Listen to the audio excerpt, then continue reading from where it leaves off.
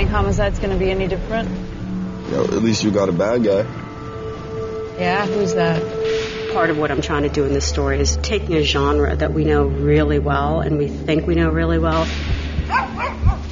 and turn it on its head. In a lot of crime shows, it's a case of instant gratification. You have the crime, the police work, the courtroom work, and the verdict all within the space of a programming hour. What do you got? Different than a procedural, because our crime spans throughout the season. In a normal procedural where the next episode you could kind of start over and wipe clean, in this you cannot. Wrap it up, we're done. Who are you? I'm Holder from County. Are you Lyndon? A lot of American cop shows and a lot of American television show the reality as they want it to be. And this show has an ambition to show reality how it is. Where's the body? Still looking. School kids on a field trip this morning found this. More than it being a plot-driven show, we have the luxury of it being character-driven. You get to really spend time with all of the people tied into this case and get to know them, and we get to pace everything down, which makes it more compelling. Where does the fire road lead to? The central drama of the show is the murder of a young girl. Looks like she ran a zigzag through the field, ended up here. You become invested in the murder because you care about these characters, and I think that's what sets it apart. 6 o'clock, that's the last time you saw your daughter? Yeah. As a society, we're fascinated by murder, and in so much television, it's exploited, it's sensationalized, it's produced as a titillating form of entertainment. In this production especially, it's not just the murder of the week. Councilman, the police are here. It's centered around the lives of people involved in the crime.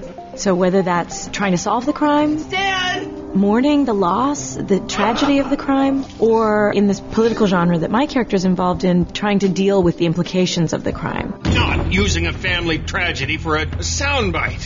One cause produces an effect. Well, that effect becomes the next cause for the next effect. We're trying to find actors who embody a very different vibe than from what we usually see as a cliche of cops on television. Stan, the cops were asking about birthmarks and scars and jewelry and anything they could identify her with. This show is different from other crime shows because it's simply the depth that we go into the grief of the family. You see it to a certain extent on other shows, but I don't think near as deep as we're going with this. Too often, families of victims, mothers and siblings and the fathers of people who've been murdered come in on TV for a minute and they cry at the morgue, and then at the end they're smiling because justice was done and the murderer went away, and that's not how it happens. I'm hoping that families who have lost children or anyone to brutal random murders, that we can do that justice. That's extraordinarily important to me to get it right. Mrs. Larson, do you have a daughter? Every crime has an amazing ripple effect on many people, and we don't get that in normal crime drama. In this you do. You see the ripples, the waves of this event. We'll have to cancel. Missing child takes precedence. And it's a really beautiful and also a hard thing to watch. The Larson girl ran in the opposite direction. So where are they going with fishing poles? How about telling me the truth? Stan, you need to get home right now.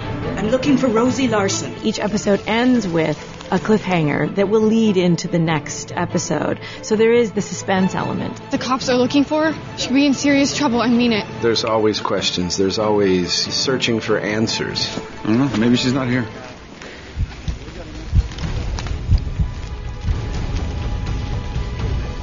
The Killing 2-hour series premieres Sunday, April 3rd at 9, only on AMC. For more exclusive video, go to amctv.com.